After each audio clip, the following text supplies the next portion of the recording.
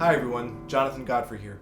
Today I'm going to be presenting a lecture called Why Is It So Difficult to Write for the Guitar? One of the biggest tragedies of the guitar repertoire is that we only have one work by Alberto Ginastera, which is his Sonata for solo guitar.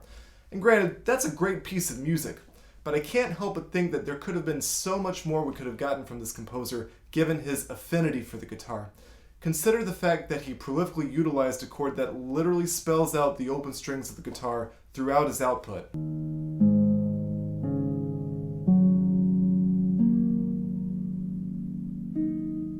And it wasn't for lack of guitarists trying to get him to write. In fact, he had guitarists from the time that he was a student asking him to write works for the guitar.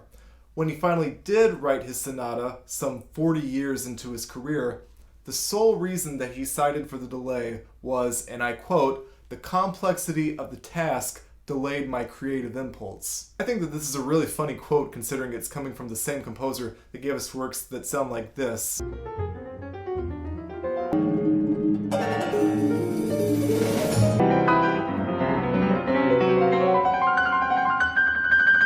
And yet the guitar was the thing that was too complex for him to undertake. So it begs the question, why is it so difficult to write for the guitar? And this is a phenomenon that goes back at least to the 19th century, and Hector Berlioz is one of the earliest writers to comment on how difficult it is for the non-guitarist composer to write for the instrument. And in his treatise on orchestration, he writes in the guitar entry, "It is almost impossible to write well for the guitar without being able to play the instrument." However, the majority of composers who employ it do not possess an accurate knowledge of it. They write things of excessive difficulty, weak sonority, and small effect for the instrument. Unless one can play the guitar oneself, I repeat, it is impossible to write for it pieces in several voices containing passages that require all the resources of the instrument. And it's really sad to me that even though those words were written 150 years ago, they may as well have been written today. And the difficulty of writing for the guitar is often credited to one of the reasons that we don't have any great repertoire by the likes of Beethoven or Brahms or Stravinsky or Messiaen or Aaron Copland, just to name a few arbitrary examples. So today I want to address the question, why is it so difficult to write for the guitar? So we're going to talk about that, and we're going to discuss some best practices for non-guitarist composers in dealing with the idiom, and then we're going to take a look at what actually constitutes idiomatic writing and why the very definition of what is idiomatic on the guitar is actually kind of difficult to pin down.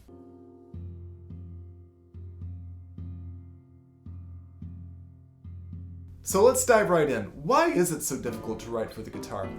Well, first we have to begin with this. If you're a composer who doesn't play the guitar, you're forced to write from some level of abstraction, meaning you're not beginning with the guitar, you're beginning with pen and paper, or the finale file, or some instrument that isn't the guitar at all.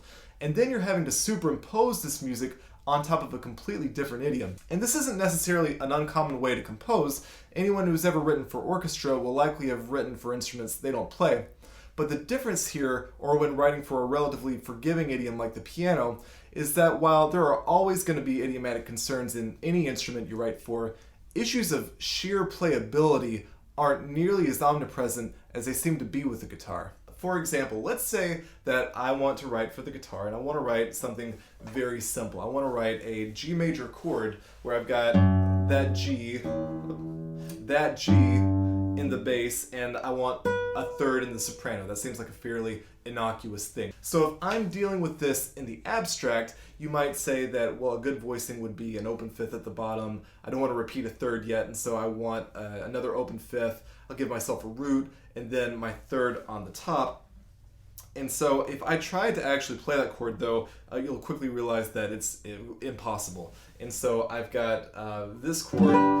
It's sort of the closest thing that I can get, but I'm missing my G right there. And so immediately off the bat, what I thought was going to be appealing from a voicing standpoint is not even possible on the instrument. And so what voicing is possible? Well, it's actually sort of a strange chord. If I'm looking at it in the abstract, I've got two Ds here that are doubled. I've got a open voiced third here at the top, and so I've got a sonority that sounds like this, which again sounds fine and isn't particularly problematic for the guitar, but from a purely abstract point of view, that's a very strange voicing indeed. And if I were to take that same principle that made that chord and transfer it to, say, a G minor chord, immediately I have something that's, again, not playable at all. This sonority isn't even remotely playable. I'm missing any possibility of using the second string. And then if I try to use good voice leading for that, it also doesn't work. The only G minor that I could play with the third on the top would be this bar chord here. And to flip the point on its head, if I use the same principles of the bar chord to make an open G major chord, that wouldn't work. And bear in mind, we haven't even gotten to actual composition yet. This is all just to create a single playable harmony. So combine this issue with the fact that the composer also has to be sensitive towards the unique sonorous nature of the guitar and its limited volume, and the fact that the guitar is usually written as a solo instrument, and things begin to become exponentially difficult. It seems like a logical solution to the problem would be that if a composer writes in the abstract, there should be an abstract way of thinking about harmony on the guitar that the composer can reference, or a few simple rules that the composer can abide by that allows the composer to follow their impulses and also allow the music to be playable on the guitar. And this seems to have been like a holy grail moment for every author who's tried to write about the guitar idiom, and I speak about this personally because this is what I set out to do in my own dissertation called Principles of Idiomatic Guitar Writing. But as I navigated how to try to conceptualize the guitar in the abstract, I quickly ran into why doing so is so problematic. For example, what's the range of the guitar? Most books will answer this question by pointing out its low note and its high note, which would be a low E to a high B or C depending on the extension. But if you want to write polyphonically for the instrument, which of course you do because it's the guitar, the range becomes considerably compressed. In my document, I suggest that in order to accommodate a range of one position, the composer conceptualize a range of 2 octaves plus a minor third. But of course, even this range is perilous for 2 obvious reasons, one of which is that this range can extend considerably higher than this, especially once you get up the neck. The other reason is that the usage of open strings complicates everything, and their use is so common that it almost makes the 2 octave plus a minor third polyphonic range seem kind of inept as a compositional tool. And even then, after considering all that, you have to deal with the range of individual notes within that 2 octave plus a minor third span, which itself becomes increasingly complex in that those intervals can either be too small or too large, or they will be unplayable. And if you throw in an open string anywhere, every principle kind of goes out the window with movable chords. And then of course, depending on what string those intervals are played, you might start to fall into problems with the right hand splaying across multiple strings in kind of an unnatural way depending on the context. Now in my document, I go to great lengths to clarify all these points and exceptions, but in my assessment, the complexity of the analysis sort of undermines its usefulness as a compositional tool for the abstract. It's almost like trying to explain to someone how to walk from an abstract point of view. So is writing in the abstract difficult to do? Yes, absolutely. But the good news is that there are a few best practices that can be followed that I think can turn this incalculably complex process into one that's actually quite manageable. And they have to deal with the areas of how the composer prepares, how they compose, and how they collaborate with actual performers on the instrument.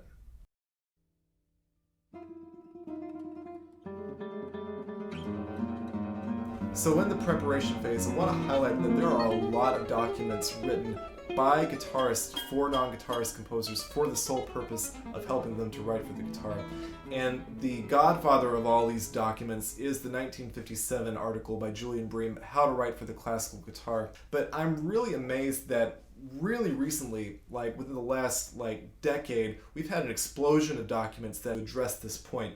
In 2010, Chris Katchen released his Composer's Desk Reference for Guitar, which is a great, straightforward, and informative Mel Bay publication. In 2013, I completed my own dissertation, Principles of Idiomatic Guitar Writing, which can be found on a quick Google search and has some audio excerpts attached. Some even more recent offerings from that include The Techniques of Guitar Playing by Seth Yorsell and Ming Sao, released in 2014, And let me say that I'm so angry that this document wasn't available when I was writing my own document, because this thing is comprehensive, and you have the benefit of that it's written by a guitarist and a composer, and so these two different perspectives collide to create a really massive and comprehensive book that I highly recommend.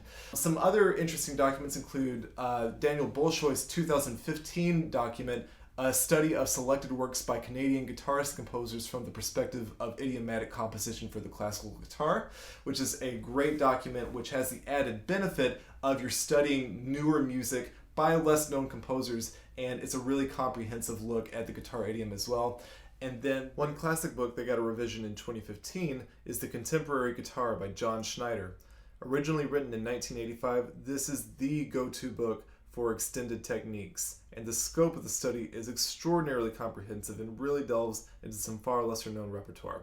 So if you're into avant-garde composing or wanting to really dive into the world of color on guitar, this is the book for you. There is a massive document by Adrian Allen that was written just in 2018 called How to Compose for the Classical Guitar, and I highly recommend this one as well.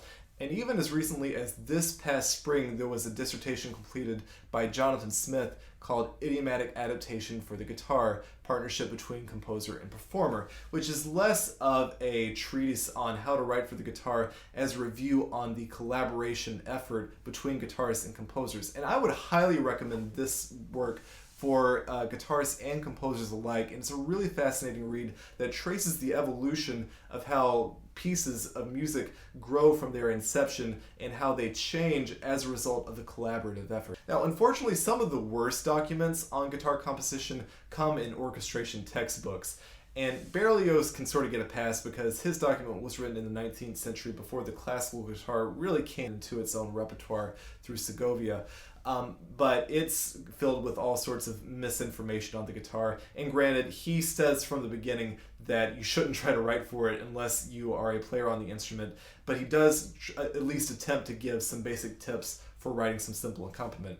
But even more recent orchestration textbooks are particularly not helpful. Like, for instance, the Samuel Adler orchestration book, which is my personal go-to for most orchestration questions in writing for other instruments, contains one paragraph on guitar writing, and it's got some erroneous information even there, which is a shame because, again, this is my go-to orchestration book otherwise, and I'm a huge fan of Samuel Adler's work. But in regards to guitar composition, I think your best bet is to find a document that's written by a guitarist, and as you can see, there are many options to help the composer do that. So, aside from reading these documents, another really helpful thing for the composer to do is to do some score study. Now, Jonathan Smith, in his document that I just referenced, he talks to a lot of composers and guitarists, and a common theme that he found was that in terms of score study, theme and variations are great works to look at because you have sort of a steady harmonic template which is then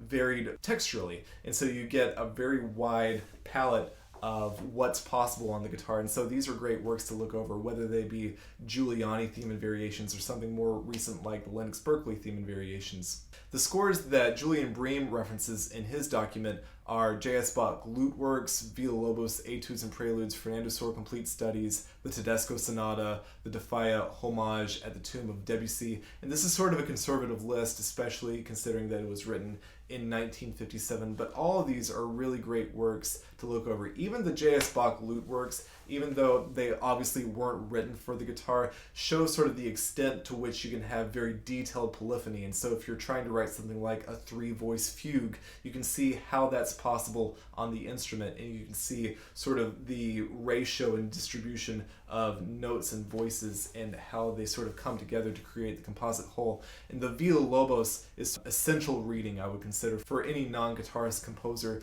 because they really show how to maximize especially the effectiveness of open strings and the ideas of arpeggios and slurs. Now, there's a great blog post by Thomas O'Durkane of the Dublin Guitar Quartet called How to Write for the Classical Guitar, and he does this really cool experiment in which he commissions 2 non-guitarist composers to write for the guitar, but gives them very little instruction in how to do so.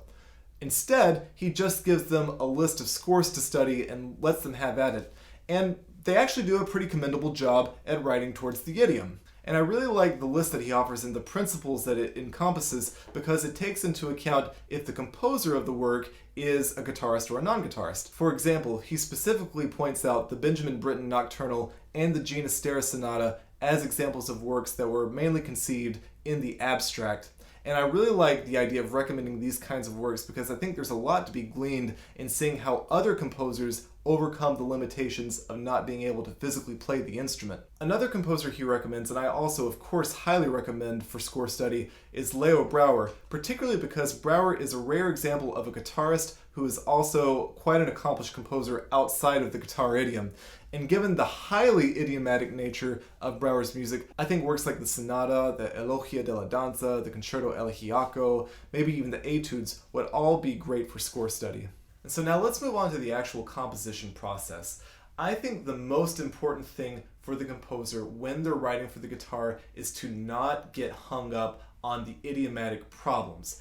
Absolutely, if you've reviewed documents, if you've reviewed scores, you probably have a good idea of what the guitar is capable of and the character of its sound. Those are always important to keep in mind. But if you're constantly hung up on, can I play this G major chord with the third and the soprano, I think you're going to find the composition process very frustrating. And so one technique that I recommend, going back to that polyphonic range I mentioned earlier, is to restrict writing mainly to 2 octaves plus a minor third, and then to restrict vertical notes to no more than 4, using 6 or 5 kind of sparingly. We've already seen how using that many strings can create some idiomatic problems very easily. While doing this, be aware of the possibilities of open strings and how they can expand the range, and if there's any semblance of tonality in your work, please stick to guitar-friendly keys, which will be any key that makes increased usage of open strings. So major keys would include E, A, D, G, C, and their relative minors, particularly E minor, A minor, D minor, and B minor. Those all might work really well depending on the context of the piece. So an important question after you've written a playable harmony might be, well, what do you do with it, textually speaking? And I'm only going to briefly skim over these here. If you'd like a more in-depth review of these textures, please feel free to Google my document. But you could use, of course, any sort of vertical chord, melodic accompaniment writing, tremolo are all highly idiomatic on the instrument. And of course, arpeggiation might be the most guitaristic effect of all. And a couple of different arpeggio textures that I point out in my document are that you can have polyphonic arpeggiation, in which each note of the arpeggio belongs to a distinguishable voice, as you can see here in Carcassi Etude number 3, and the stem directions actually point out each individual voice here. You have a bass, alto, and soprano. You can also have gestural arpeggiation, in which the texture itself is more dominant than any conceivable polyphonic rendering, and here is a famous example of that in Villa-Lobos Etude number 1. And then you can have melodic arpeggiation, where there's one clear melodic line that's usually in the bass, and that's played in conjunction with a textural-driven accompaniment figuration. And if you really want to make it idiomatic, the important thing is to utilize what's called the core arpeggio, which we're going to talk about later, but basically just means that I, M, and A need to be on adjacent strings, and that ultimately might be something that you'd have to have a guitar in your hand to really figure out.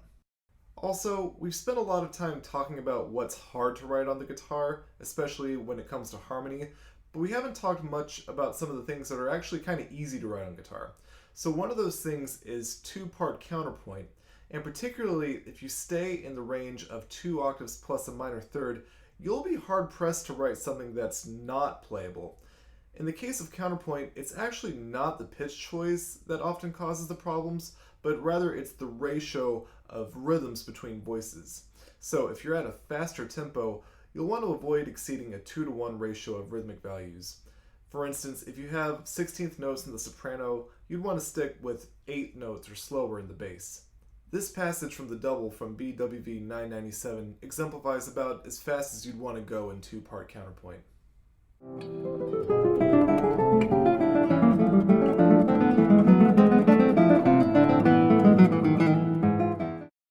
Another obvious thing that's relatively easy to write on the guitar are monophonic lines. There's a little idiomatic issue here, save that very fast melodies can be tricky, especially if you're looking for a sort of flamenco-style plucked sound, in which case you should probably know if your player is capable of playing that before you write it. We'll talk about some other considerations with scales in regards to slurs later in this talk. And also, if you want to add a little spice to your monophonic lines, simply throw in an open string underneath it, and all of a sudden you have instant harmony. This is a very guitaristic thing to do. And so this brings us to the final step in the composition process, which I think is probably the most important for writing idiomatic guitar music, which is collaboration with a guitarist. And I'd like to begin by pointing out that whenever we listen to works by a non-guitarist composer, we really only see the tip of the iceberg, generally speaking. And it's really amazing to listen to works by like Federico Mantaroba or Joaquin Rodrigo and think, wow, they really perfectly understood the guitar idiom. Like, what was their secret? Well, their secret was they were often painstakingly behind the scenes working with guitarists to make those works more idiomatic, or the guitarists they were working with would often send in revisions that helped make those works much more playable. I was amazed when I heard Jonathan Leshnoff's guitar concerto because he's not a guitarist, and I was gratified to find out after the fact that he said that he worked painstakingly, measure by measure, with Manuel Barrueco just to make the work idiomatic at all. But the result that we hear is a wonderful work that takes advantage of abstract musical thinking combined with idiomatic guitar playing. So I want to emphasize this point by circling back to the Ginastera Sonata, because the collaboration between Ginastera and Carlos Barbosa Lima sort of shows the epic scope by which collaboration can take place. And so this work was commissioned by Barbosa Lima in 1977, who corresponded with Ginastera through the mail and asked if Ginastera would be receptive to writing a new work for the guitar. And Ginastera responded by saying he'd been traumatized by the limitations of the guitar, but was eager to work with Barbosa Lima on this work and had ideas for sort of a massive undertaking on the guitar. And so the two men began to correspond and collaborate, but because that they didn't live on the same continent and they were always constantly traveling, even working through the mail in some collaborative process was sort of an impossibility. So Ginastera basically composed the sonata by himself in isolation, and he sent the work movement by movement to Barbosa Lima. And it's worth noting that he sent the fourth movement 10 days before the world premiere. So Barbosa Lima premiered the work, and Ginastera from the outset said that the sonorous result is the most important thing in this work. And so that gave Barbosa Lima some creative leeway right off the bat to make the work perhaps a little bit more idiomatic as he saw fit. So the work was extremely well received, but Barbosa Lima had some ideas to make the work more idiomatic. So he wrote to Ginastera and said, would you be interested in collaborating with this work more? I'm happy to come to Europe. And Ginastera was very receptive to the idea, but even wanted a step before then. He wanted the work performed in Italy with some musical elite in the audience just to gauge some reaction to the work. So Barbosa Lima agreed. He went over to Italy, gave this concert. Ginastera got some feedback, and then the two basically had like a guitar summit for a number of days. And they worked extensively on the work. And it wasn't until 2 years after this that the work actually received its first publication in 1979. Then, after the work had sort of been in the public sphere for a couple of years, they released a second edition with some minor but important revisions in 1981. And then, even after this, in 1982, the two men met up yet again in New York City for the purpose of doing more revision on the sonata, which eventually led to the final publication of the work in 1984, which is worth noting was 7 years after the original commission and was a year past Ginastera's lifetime, as he died in 1983. He never actually got to see the final publication come to light. And so I give you this story to point out the epic nature that the collaborative process can take. When I was a student, I thought that collaboration with the composer meant meeting at Starbucks one day and looking over a manuscript and saying, well, this might work and this might not, and sort of giving some basic ideas. But the collaborative process can, and I think in many cases should, go much deeper than that. So composers, I encourage you to work with a guitarist whenever possible and be really receptive to how the guitar idiom can work better. And if you're a guitarist, be really ready to work with a composer and make it a collaborative effort. That, I think, is how guitar works ultimately become idiomatic. Again, we only see the tip of the iceberg when we see most non-guitarist composers perform. underneath that iceberg is a lot of detailed work, sometimes painstakingly measure by measure.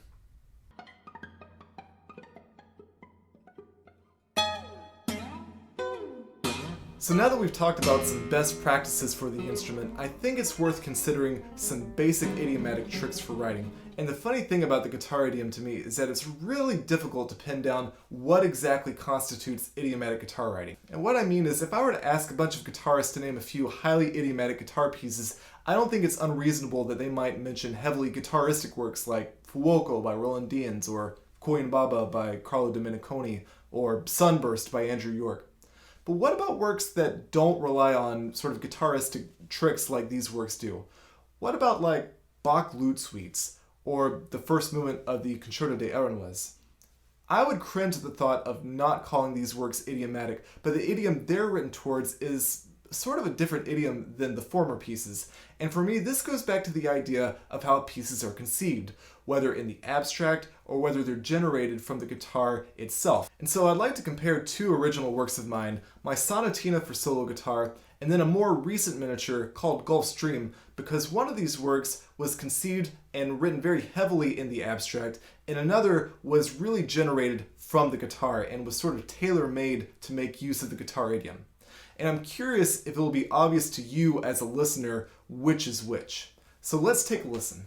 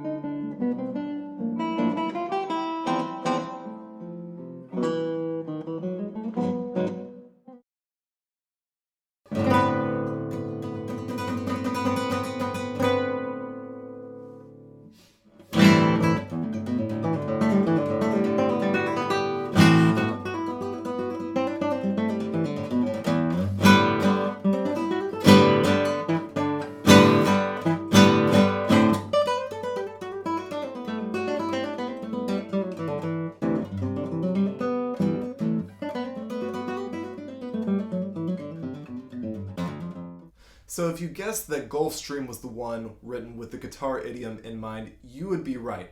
Now, the sonatina wasn't composed completely in the abstract. I wrote it in 2010 after a personally very tumultuous semester of composition lessons at Indiana University, where my teacher challenged me not to touch the guitar for the entire semester because I was relying so much on the guitar to shape the way that I was composing. So I needed to get away from that and think more deliberately about the compositional language that I wanted to use.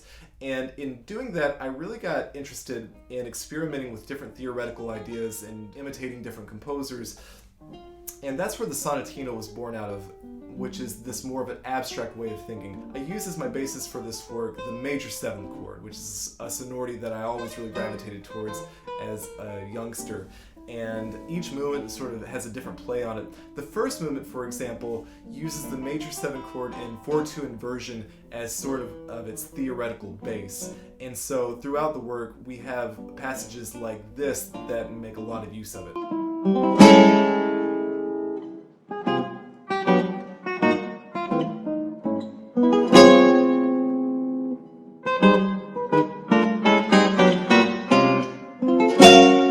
As a guitarist, I can't say that I ever sit around practicing my major 7 4/2 inversions and voicings, but composing in this way helped me get away from just generating music that was guitaristic. The second movement of the sonatina, for instance, is very much based on some serialistic ideas that are intertwined with some guitaristic tendencies. And I will say this, for any composers that are out there interested in composing serialism for the guitar, it can be a really challenging thing to do. For instance, a Schoenberg 12-tone row for piano, there will almost always be some sort of solution to any sort of issue with the tone row.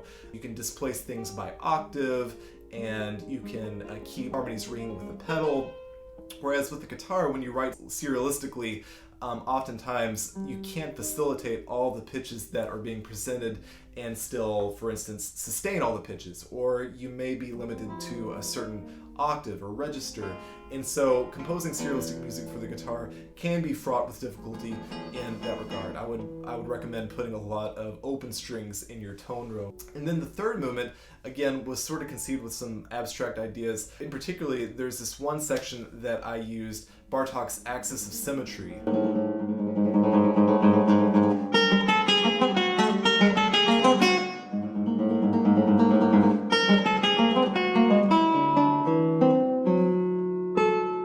You'll see that I was also really deliberate about incorporating open strings here, and I can't say the word open strings enough when I'm talking to the non-guitarist composer. We really like open strings, and anytime that you can use them, it's really helpful, and it helps facilitate some ideas like these that are generated from a more theoretical plane. So again, the sonatina was a work that was at least conceived in the abstract, and then I was able to then go to the guitar and then make things more idiomatic after I had the basic melodic and harmonic ideas and theoretical constructs sort of in motion. And I was pretty happy with the result, and this work actually ended up winning the 2011 Boston Guitar Fest composition competition. But the one thing that I really don't like about the sonatina is that it is really hard. It is a really hard piece of music, and it's something that I really have to practice if I ever want to play it in a concert setting. And even when I do, I find that the sonatina really has more of a niche audience with new music aficionados as opposed to the general public. And so I'm at the point in my career where most of my concerts are usually done for more of a lay audience, and because of that, a couple of years ago I was really interested in writing a work that really appealed to their sort of sensibilities, and a work that wasn't so hard but also sounded really impressive. And so that's when I composed this work, Gulfstream. I want to show in looking at this work how the guitar idiom really generated a lot of the compositional ideas and not theoretical ideas like you found in the sonatina. So right here from the beginning, when I wrote this work, I knew that I wanted to have a lick that I could just bust out and get the rhythmic motive going. And so I chose to use this.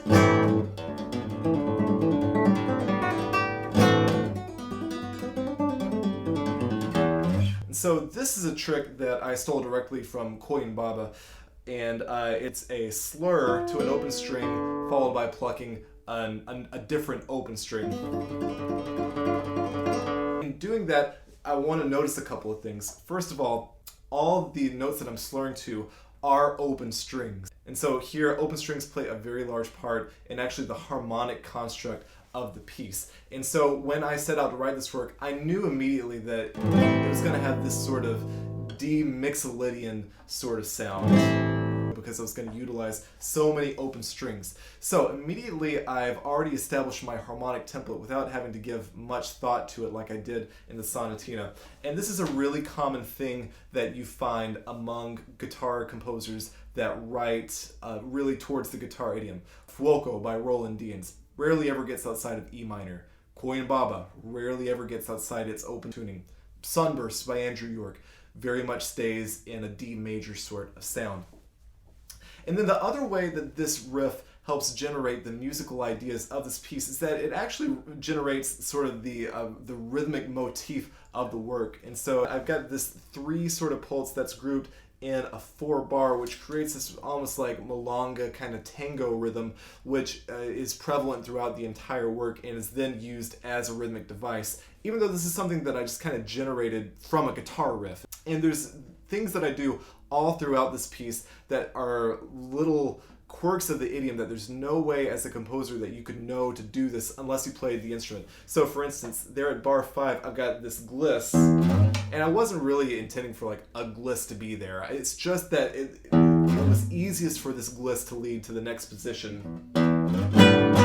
And then here, I've got these 2 chords. Originally, I just wanted to highlight that rhythm that I had established with my opening Koyin Baba riff there. And so originally it was going to go. But the problem with that is that it was really hard to cut off the second chord. And so I needed to find a solution that allowed me to mute that chord. And in doing that, what I found was that if I changed the bass note to that A there, that allowed me to mute my open strings and not get my right hand out of position.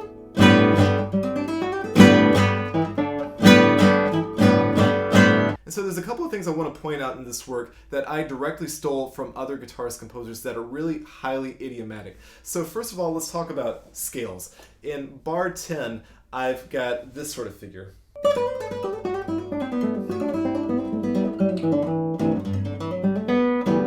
Now what makes this part so special is that any note that's played on the same string except for the opening two notes of that scale is either a slur or it's played on a different string. And this is something that I very much stole from Dian's Fuoco.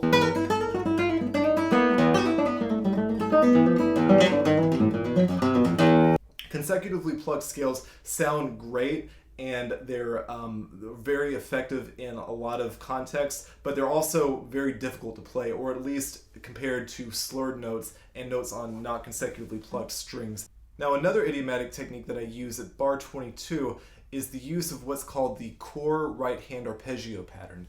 And this simply means that the right hand functions best whenever all fingers are on adjacent strings.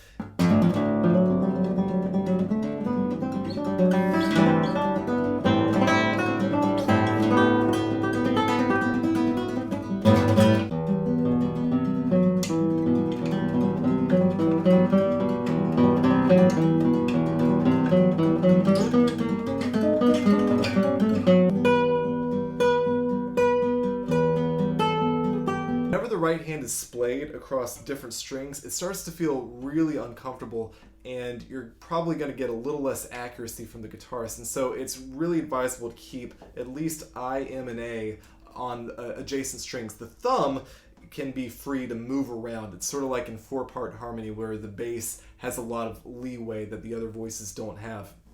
And so here in Gulfstream, I use this effect like this.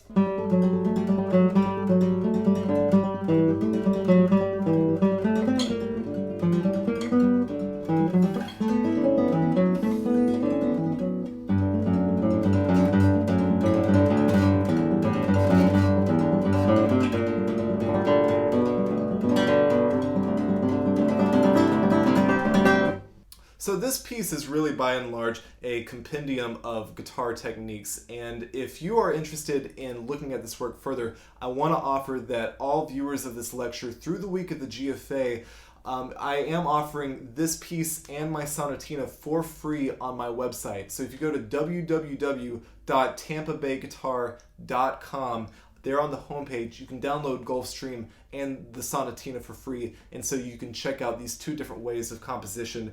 And if you're a composer, hopefully this will give you some insight on how to write for the instrument.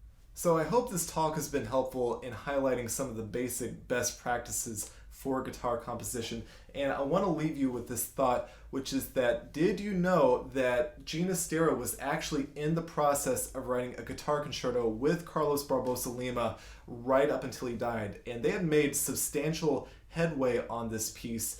But the fact that he spent a lifetime scared to write for the guitar and then was unable to finish what would have been an absolutely amazing guitar concerto is, I think, one of the biggest tragedies of our guitar literature. And so I want to shake the stigma of guitar composition, and I think we do that by making the composition process more of a collaborative effort. I think when guitarists have the right tools, the right resources, and the right people involved, I think the artistic rewards can be enormous. Thanks so much for watching.